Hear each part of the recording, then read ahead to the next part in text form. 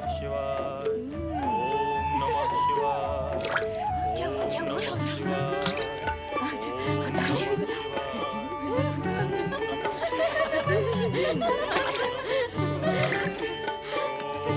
नमः शिवाय।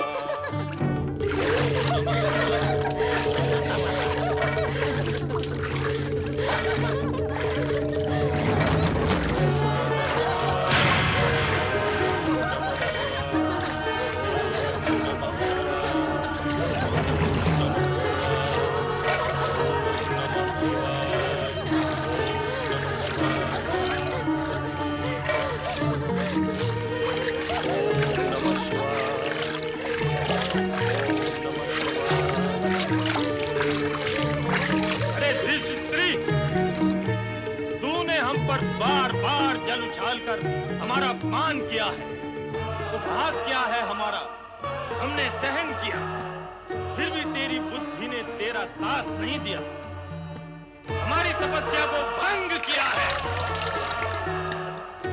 जा, हम तुझे श्राप देते हैं कि जल में पड़ी रहने वाली भैंस की तरह भैंस रूपणी होकर दुर्गति को प्राप्त हो।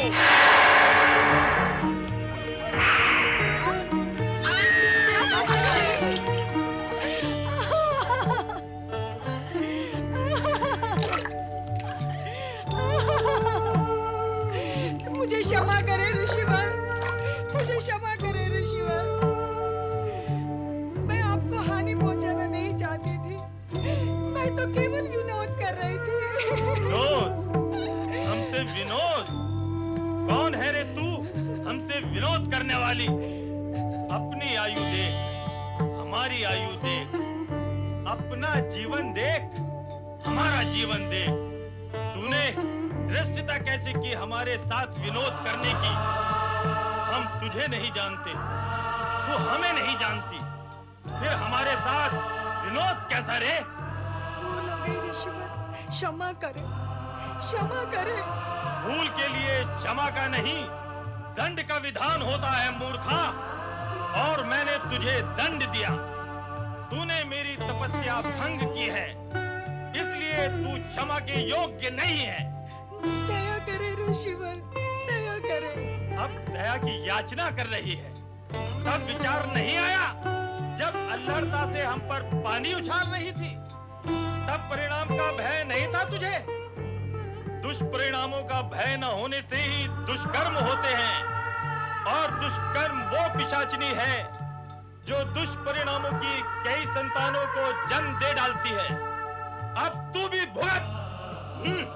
ऋषिवर,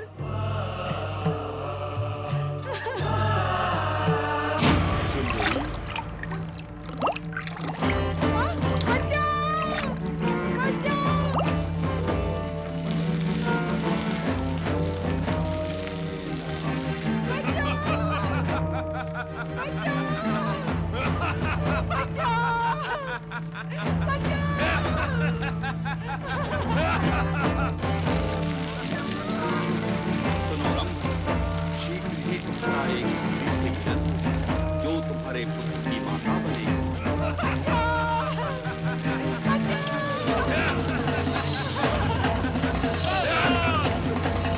मेरे होते हुए पृथ्वी पर चर्चा नहीं कर सकता।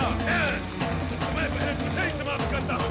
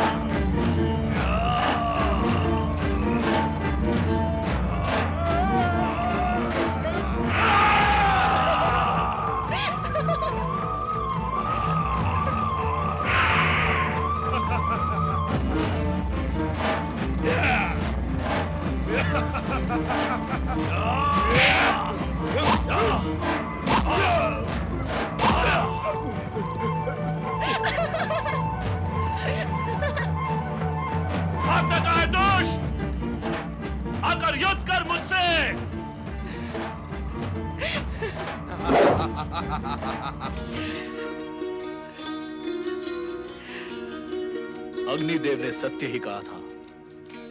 आपने तो मेरे हृदय पर विजय प्राप्त कर ली। यही है जो मेरे पुत्र की माता बनेगी। यदि आप मेरे जीवन साथी हो,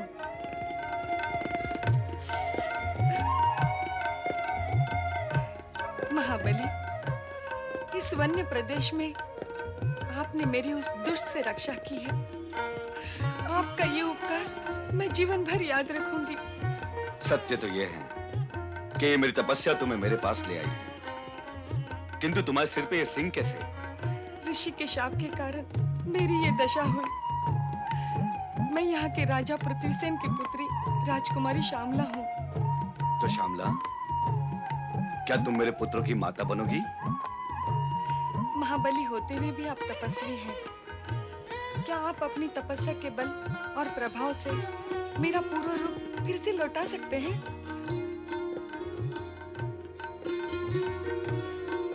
यदि तुम्हारा पूर्व रूप ना भी लौटा, तो इस रूप में भी तुम मुझे स्वीकार हो। प्रिय दानव सैनिकों, यक्षराज और यक्ष मित्रों, आज से राजकुमारी श्यामला हमारी महारानी है। ये हमारे पुत्र दानव राजकुमार की माता बनेगी और दानवों की वंश वृद्धि में ये सहायक होगी। दानव राज रंभ की जय, दानव महारानी श्यामला की जय।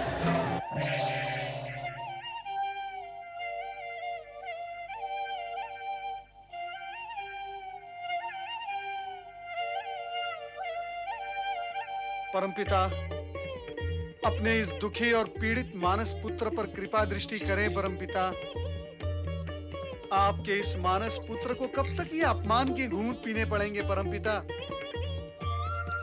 जागे, परमपिता आप जागे, मुझे इस विषम स्थिति से उबारें। तुम जैसा प्राणी भी यदि दुखी होता है तो ये दुख का कारण है नारद, किंतु तुम व्यर्थ ही दुखी और भावुक हो रहे हो। कारण है परमपिता, कारण है। भला व्यर्थ में कौन दुखी होता है? क्या कारण है? परमपिता, इस जगत में दुखी होने के लिए जो सबसे बड़ा कारण है, उसी कारण के कारण से मैं दुखी हूँ। तो कहो, क्या कारण है वो? परमपिता, जब माता अपने ही पुत्र को उपेक्षा से देखने लगे, उसे देखकर भी न देखें और मौन धारण कर लें, तो भला ये क्या कम कारण हो सकता है दुखी होने के लिए मुझ जैसे सरल, सुशील और सौम्य बालक के लिए? नारद अब तक अपने आप को बालक ही समझ रहा है देवी। यदि तुम किसी कारणवश नारद से रुष्ट हो तो स्पष्ट बता दो। तुम तो जानती ही हो कि बालक का मन निश्चल होता है। हमारे बालक का मन भी निश्चल ही होगा। होगा नहीं परमपिता, है। मान लेते हैं, है। अब तुम भी मान लो कि मैं तुमसे रुष्ट नहीं हूँ और ना ही तुम्हारी उपेक्षा करना मेरा ध्येय है। इतना अवश्य चाहती हूँ कि तुम अनुशासन भंग ना करो। अनुशासन? मैं क्या अनुशासन भंग करता हूँ माता? यही तो विडंबना है कि अनुशासन भंग करने वाले को ये ज्ञान नहीं होता कि वो अनुशासन भंग कर रहा है। तुम जब भी चाहते हो, जहाँ भी चाहते हो, प्रकट हो जाते हो। कहीं भी प्रकट हो जाने से पहले क्या इस विषय पर विचार करना आवश्यक नहीं है कि तुम्हारा वहाँ प्रकट होना उचित भी है अथवा नहीं? तो क्या इसी कारणवश माता पार्वती, माता लक्ष्मी और आप मुझसे रुष्ट थी? नहीं, हम तीनों में से कोई भी तुमसे रुष्ट नहीं है। हमने तो केवल तुम्हें सावधान किया है। अब तो दुखी बालक के दुख का कारण समाप्त हो गया होगा नारद। नारायण नारायण। परमपिता, जब मुझसे कोई रुष्ट है ही नहीं, फिर कारण तो क्या, विषय ही समाप्त हो गया। मूल विषय तो यह है कि हम तुम्हारा विषय समझ गए नारद। तुम हमसे दानवराज रंभ के विषय में पूछना चाहते हो, तो सुनो नारद।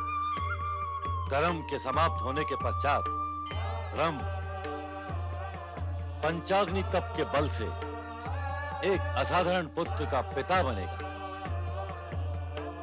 फिर अचानक सारी परिस्थितियां बदल जाएंगी। इस समय इतनी सूचना ही पर्याप्त है। तुम्हारा कल्याण हो। रथ पर सवार होकर वन विहार को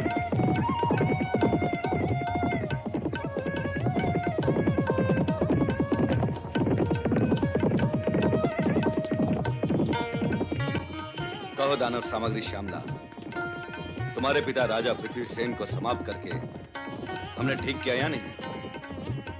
जो पिता अपनी पुत्री को राक्षसी कहकर पुकारने लगे, उसे प्राण दंड देना उचित था या नहीं?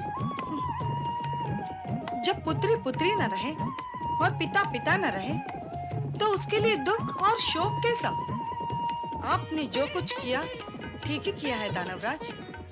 मैं आपकी इस वीरता पर बहुत प्रसन्न हूँ। तुम हमारी वीरता पर प्रसन्न हो और हम इस बात पर प्रसन्न हैं कि तुम हमारे पुत्र की माता बनोगी। क्या तुम्हें भी इस बात की प्रसन्नता है? स्वामी, जगत में ऐसी कौन सी नारी है जो माता बनने पर प्रसन्न ना हो? मेरी प्रसन्नता की तो कोई सीमा ही नहीं है स्वामी। प्रसन्न होकर प्रसन्नता के बहुत श्लोक पढ़ लिए तुम दोनों ने। मैं सारी प्रसन्नता समाप्त कर दूंगा तुम दोनों की।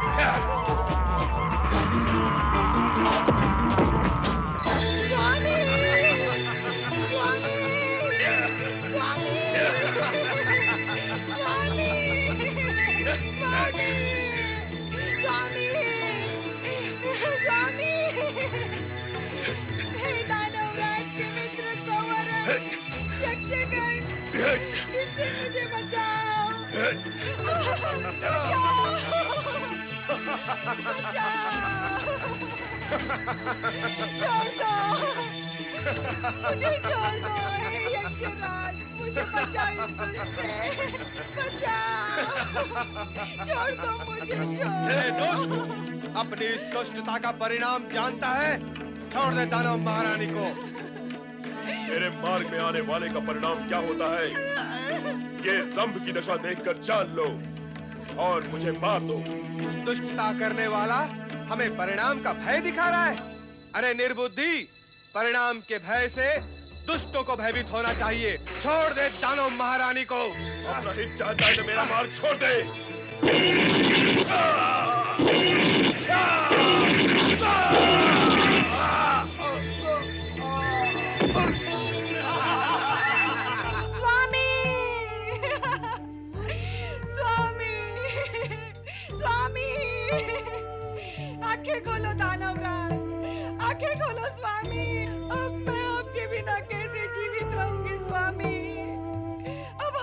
क्या होगा?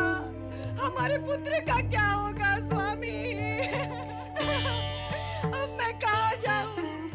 क्या करूं स्वामी? आंखें खोलिए स्वामी, स्वामी, स्वामी। दानव महारानी, धैर्य धारण करें।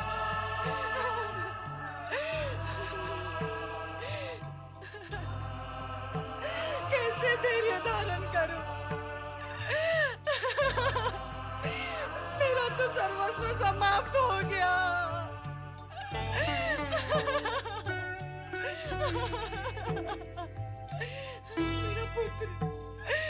मेरा पुत्र, हे विधाता, ये तूने क्या किया?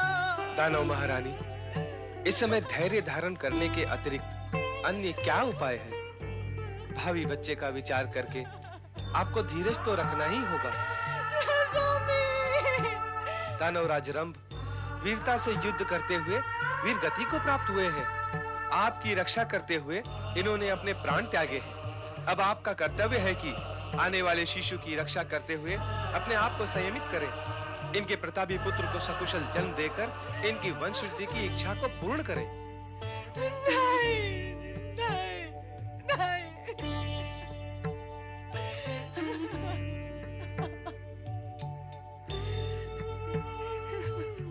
स्वामी, न जाओ स्वामी, मुझे इस जगत में अकेला छोड़कर न जाओ स्वामी। दानव महारानी, बार बार समझाने पर भी आप स्थिति को समझ क्यों नहीं रही हैं? जीवन मरण विधाता के वश में है। जो हुआ उसकी इच्छा से हुआ है, यही मानकर अब आप अपने भावी पुत्र के विषय में विचार करें। ये न भूलें, आप दानवराज के होने वाले पुत्र की माता हैं। दानवराज की आत्मा की शांति के लिए आपको उनकी अंतिम इच्छा का सम्मान करना ही होगा। अब आप यहाँ से हटें और हमें अंतिम संस्कार का कार्य पूर्ण करने दें।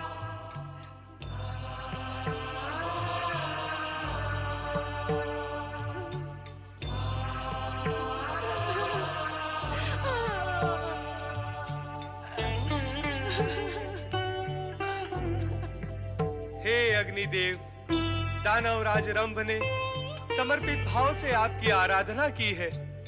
कृपया कर चिता में प्रकट होकर दानवराज को अपने में समाहित करें।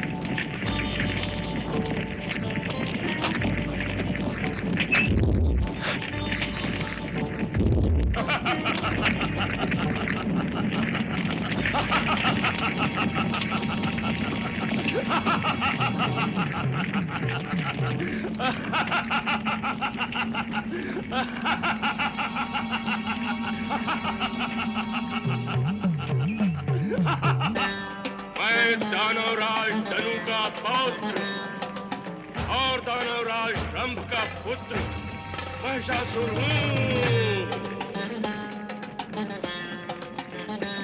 महिषासुर का जन्म दानवों की रक्षा व उत्थान के लिए हुआ है। मैं दानवों के प्रति होने वाले अन्याय का प्रतिशोध लूंगा। महिषासुर तीनों लोकों पर दानव साम्राज्य का ध्वज फहराएगा।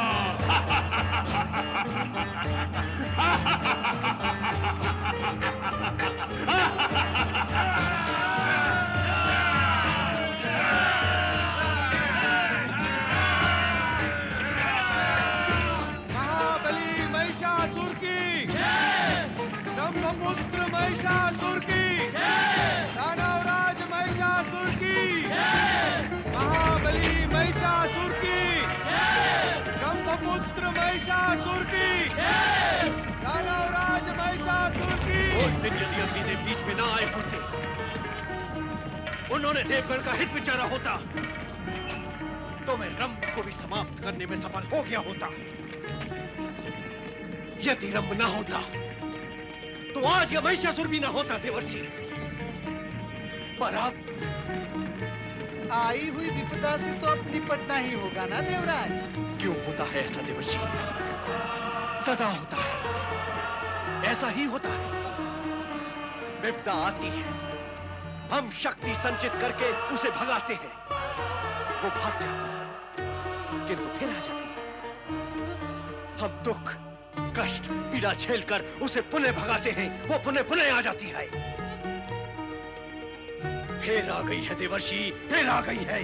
विपदा और संपदा ये तो ऋतुओं की बहनें हैं। उन्हीं की भांति आती है, जाती है, फिर आती है, फिर जाती है। जिस प्रकार ऋतुओं के आने और जाने पर हमारा नियंत्रण नहीं है, उसी प्रकार देवराज, उसी प्रकार विपदा और संपदा हमारे वश और सामर्थ्य से परे है। उनका आना जाना तो लगा ही रहेगा देवराज। इसमें हताश होने की क्या आवश्यकता है देवराज? जिस प्रकार हम ऋतुओं के आदी हो गए हैं, उसी प्रकार विपदा का आदी हो जाना ये हमारे हित में ही होगा। नारायण नारायण।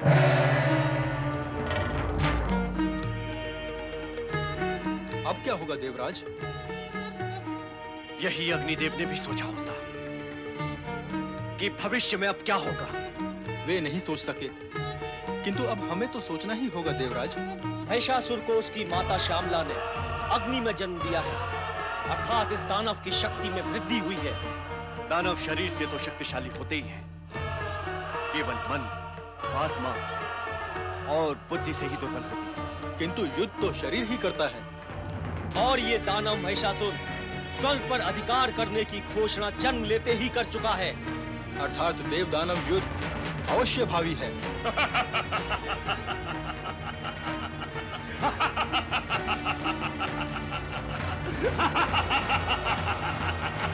महाबली महिषासुर की महाबली महिषासुर की महाबली महिषासुर की महाबली महिषासुर की। महाबली महिषासुर, ये वो सिंहासन है जिस पर आपके पिता और उनके भाई आसीन हुआ करते थे।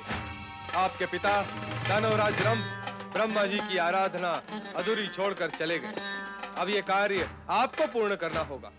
इस कार्य को पूर्ण किए बिना पूर्वजों की महत्वाकांक्षाएं पूर्ण नहीं होगी। हम अपने पिता की चिता से उत्पन्न हुए हैं यक्षराज, और उनकी आत्मा की प्रतिध्वनि हमारे भीतर गूंज रही है।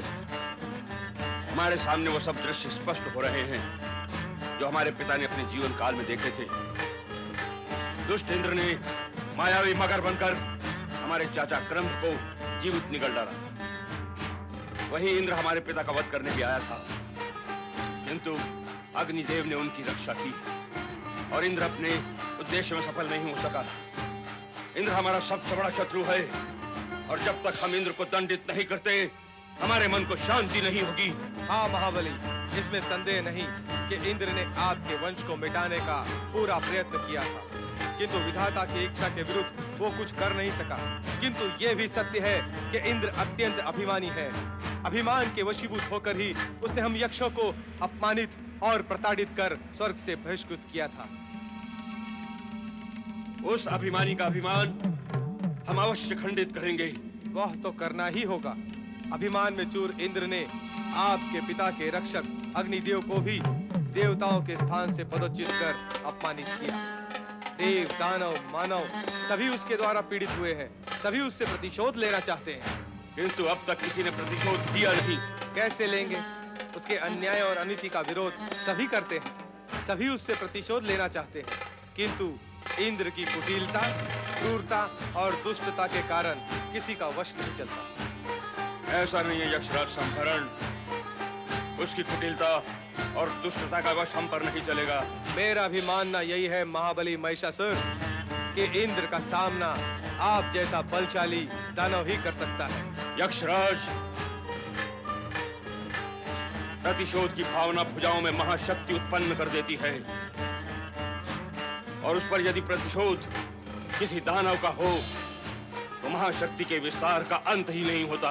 मैं आपसे सहमत हूँ महाबली, किंतु इतने पर भी आपको सावधान रहने की आवश्यकता है। सावधान? हमें किससे सावधान रहना होगा? क्या इंद्र से? हाँ दानवराज, कारण कि आपके पितामह धनु ने ब्रह्मा जी से वरदानी शक्ति प्राप्त किए बिना ही स्वर्ग पर आक्रमण कर दिया था और उन्हें परास्त होना पड़ा था। इंद्र ने अपनी दिव्य शक्ति के बल पर ही उन्हें पराजित किया था।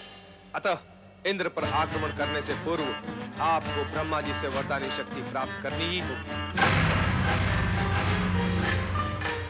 जिसे ब्रह्मा जी की वरदानी शक्ति प्राप्त होती है, उसका इंद्र की दिव्य शक्ति कुछ भी अहित नहीं कर सकती। यक्षराज, आप यही कहना चाहते हैं ना कि हमें ब्रह्मा जी की तपस्या करने के बाद ही इंद्र के सामने जाना चाहिए? हाँ महाबली, मेरा अभिप्राय यही है। तो ठीक है यक्षराज, हम अपने पिता के समान पंचाग्नि तप कर ब्रह्मा जी को प्रसन्न करेंगे और उनसे वरदान प्राप्त करेंगे। अब उस दुष्ट इंद्र को बताएंगे कि दानवों और निर्दोष यक्षों को पीड़ा देने का परिणाम क्या होता है। महाबली महिषासुर की, दानव वीर महिषासुर की।